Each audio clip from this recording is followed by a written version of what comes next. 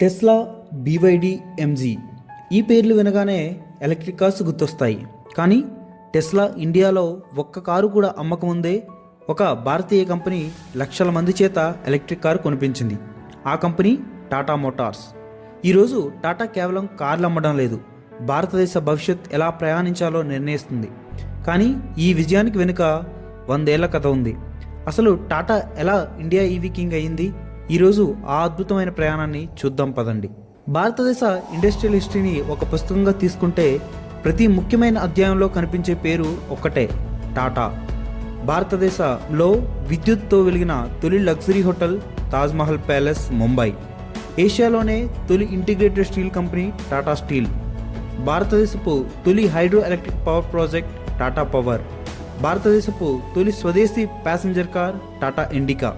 Global ఎన్క్యాప్లో 5 star safety సాధించిన తొలి భారతీయ car Tata Nexon. ఒక్కసారి ఆలోచించండి, స్టీల్లో టాటా, పవర్లో టాటా, ఐటీలో టాటా, కార్స్లో టాటా, ఇప్పుడు ఈవీలో కూడా టాటా. ఇది సక్సెస్ కాదు, ఇది ఒక లెగసీ. కానీ ఈ లెగసీ ఈవీ రివల్యూషన్కి ఎలా దారితీసింది?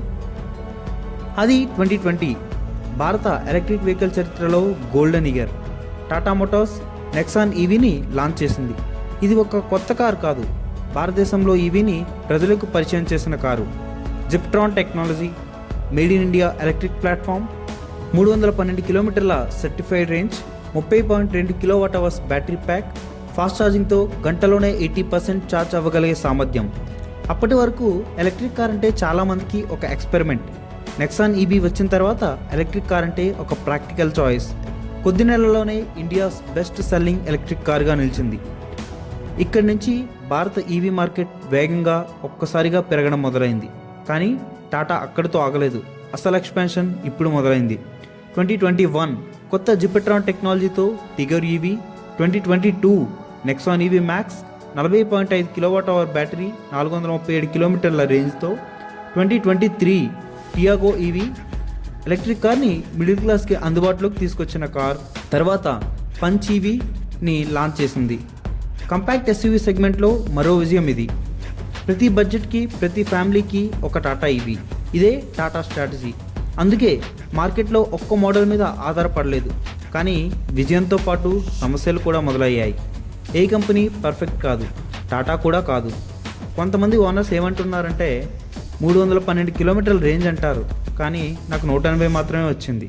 మరికొందరు సర్వీస్ సెంటర్కి 4 సార్లు వెళ్ళాను, కానీ వాళ్ళేం ఆన్సర్ చేయలేదు. కొన్ని సందర్భాల్లో హెచ్వీ క్రిటికల్ ఎర్రర్స్ వల్ల కారు రోడ్డు మధ్యలోనే ఆగిపోయిందని కొంతమంది చెప్తున్నారు. కొంతమందికి battery cell imbalance, software issues వంటి సమస్యలు కూడా వచ్చాయి. Service waiting time, customer support చాలా పూర్గా ఉంటుందని కొంతమంది చెప్తున్నారు. అయితే Tata software updates, battery improvements, service network expansion ద్వారా ఈ సమస్యలను పరిష్కరించే ప్రయత్నం అయితే చేస్తుంది. ఇప్పుడు అసలు ప్రశ్న, టాటా ఫ్యూచర్ ఎలా ఉండబోతుంది?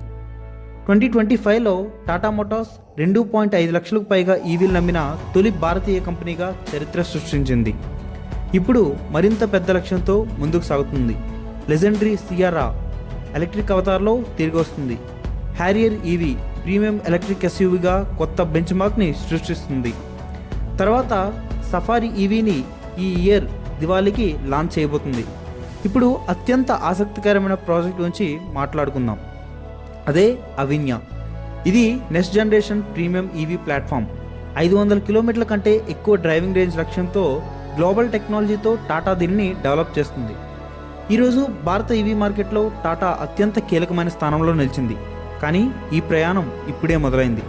2001లో ఒక చిన్న ఈవీ ఎక్స్పెరిమెంట్, 2020లో నెక్సాన్ ఈవీ రెవల్యూషన్, 2026లో ఇండియాస్ లార్జెస్ట్ ఈవీ ఎకోసిస్టమ్. ఇది కేవలం కార్ల కథ కాదు, భారతదేశంపై నమ్మకం. ఒకప్పుడు స్టీల్తో దేశాన్ని నిర్మించింది టాటా, ఈరోజు ఎలక్ట్రిక్ మొబిలిటీతో భారత భవిష్యత్తును నిర్మిస్తోంది. హిస్టరీని చదివే కంపెనీలు చాలా ఉన్నాయి, హిస్టరీని సృష్టించే కంపెనీలు మాత్రం చాలా అరుదు. ఆ అరుదైన పేర్లలో టాటా ఎప్పటికీ నిలిచిపోతుంది. ఈ వీడియో మీకు నచ్చితే లైక్ చేయండి, మీ ఫ్రెండ్స్తో షేర్ చేయండి. ఇలాంటి business and EV success stories కోసం మన ఛానల్ని సబ్స్క్రైబ్ చేయడం మాత్రం మర్చిపోవద్దు. మళ్ళీ కలుద్దాం మరో ఆసక్తికరమైన కథతో. జై హింద్.